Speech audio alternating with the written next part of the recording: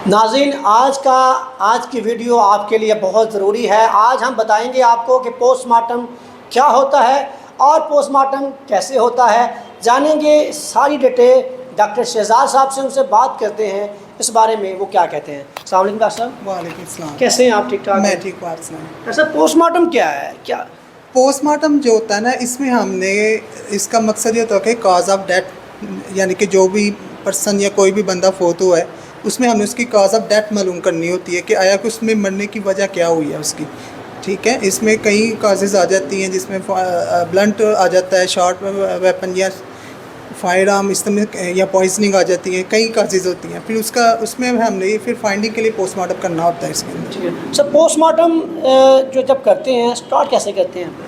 Postmortem start करने से पहले तो हमने इसमें उसकी सारी जनरल फिज़िकल कंडीशन देखनी होती है कि आया बॉडी की पोजीशन क्या है, स्ट्रेट है, स्ट्रेट सुपाइन है कि वो उसकी यानी कि लेटरल तो नहीं है, जो इस तरह हमने देखना होता है। उसके बाद हमने उसकी आइज़ की कंडीशन, उसके माउथ वगैरह, उसके ऑरिफिक से देखने होते हैं कि आया कि उसमें उनकी कंडीशन कैसी है। इसके अलावा हमने उसमें पोस्टमार्टम स्टेनिंग देखनी होती है, रिगर मोर्टिस देखना होता है। इसके बाद हमने उनके क्लोथ्स की एग्जामिनेशन करनी होती है, जिसके अंदर हम देखते हैं कि आया अगर कोई फायर आर्म है तो उसमें कोई टीयर वगैरह या ब्लड होगा।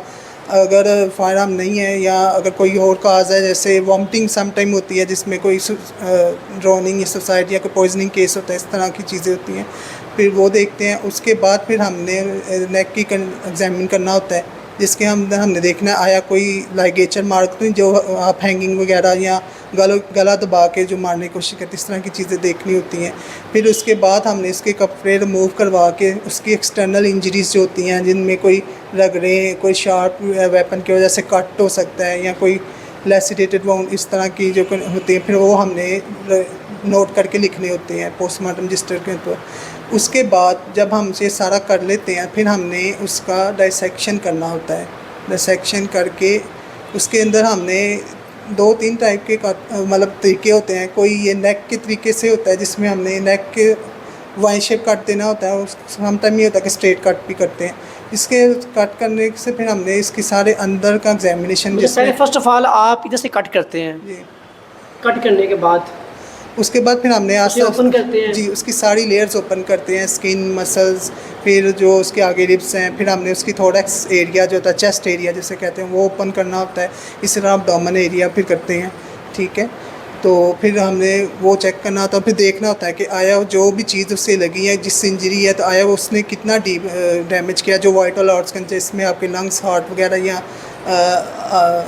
छोटी बड़ी आंतें या जो बड़ी आर्टरीज़ होती हैं, जो ब्लड वगैरह जिनमें गुजरता है, उनमें कोई डैमेज तो नहीं होता। अगर इस तरह की कोई चीज़ें आपको सामने नज़र आ जाती हैं तो वो फिर आप उस पर डिसाइड कर सकते हैं कि काज ऑफ डेथ इसकी ये है। अगर वो कुछ भी नहीं होता तो फिर हम इसमें सैंपल ले लेते हैं ताकि सस्पेक्ट देखा जाए कोई इससे डिसीज़ या पॉइजनिंग या कोई ड्रग वगैरह तो नहीं दी, ये होता है। इसके अलावा हमने क्रेनियल एरिया भी, यानी कि उसका जो सर है ना, उसको भी ओपन करना होता है। सर को मतलब खोलते हैं आप? हाँ, सर को खोलना होता है। वो क्यों खोलते हैं? उसमें ये समटाइम ये होता है कि उसमें भी देखना होता है कि आप ऐसे कर लें कि कोई अगर फायर आर्म जैसे हेड इंजरी होती है, उसके अंदर भी हम चेक करना था। या अगर कोई किसी ने सर पे डंडा मारा है, ब्रूज होता है, क्योंकि वो सामने तो आपको ब्रूज ही नज़र आता है, जब आप खोलेंगे नहीं तो उसके बगैर आपको पता कैसे लगेगा कि है कोई अंदर फ्रैक्चर या ब्रेन मैटर तो नहीं डैमेज है। इस तरह फिर हमने वो सारी सारे होता है, उससे कैसे खोलते हैं?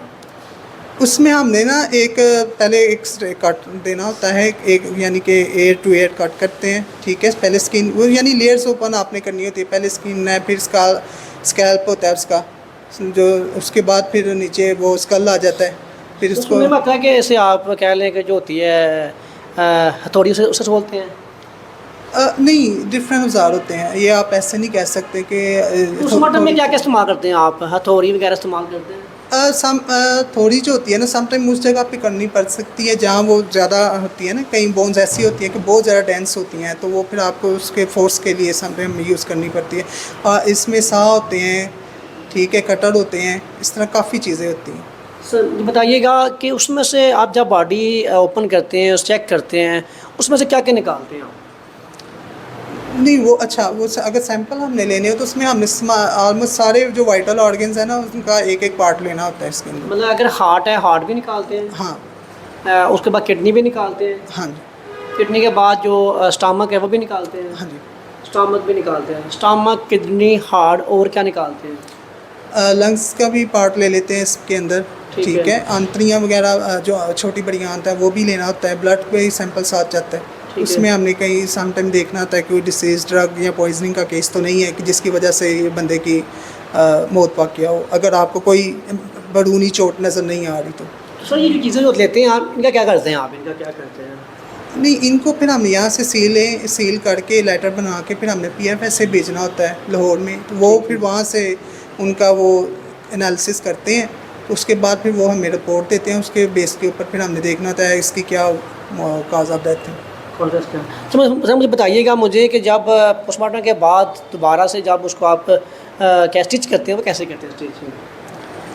स्टिच हमने उसी तरह करना होता है जिस हिसाब से हम मतलब उसको आपने कट देते हैं। जैसे ठीक अगर है। स्ट्रेट कट है तो फिर हमने स्ट्रेट उसके साथ। उसमें क्या रखते हैं आप? उसमें क्या रखते हैं? अंदर क्या रखते हैं? अंदर कुछ रखते हैं? नहीं, उसमें कोई कुछ रुई वगैरह रखते हैं, रुई वगैरह रखते होंगे, कुछ कोई चीज़ रखते हैं? नहीं, समटाइम्स हो सकता है लेकिन यूजुअली नहीं। जब कट करते हैं उनका ब्लड आता है? हाँ, ब्लड तो आता है ना, क्योंकि ब्लड स्टैटिक हो जाता है ना।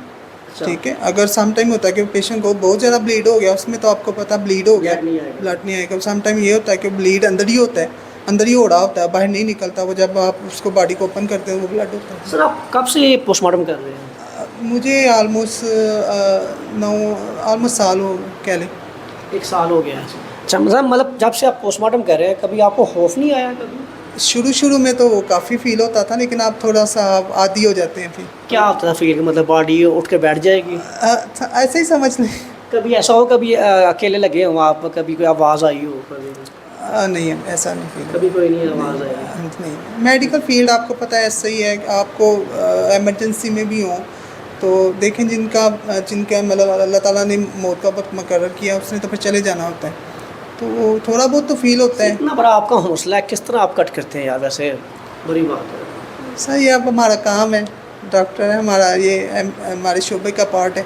क्या मैसेज देंगे? बहुत सारी आवाम आपको देख रही है, मैसेज क्या देंगे उनको? किस बारे में?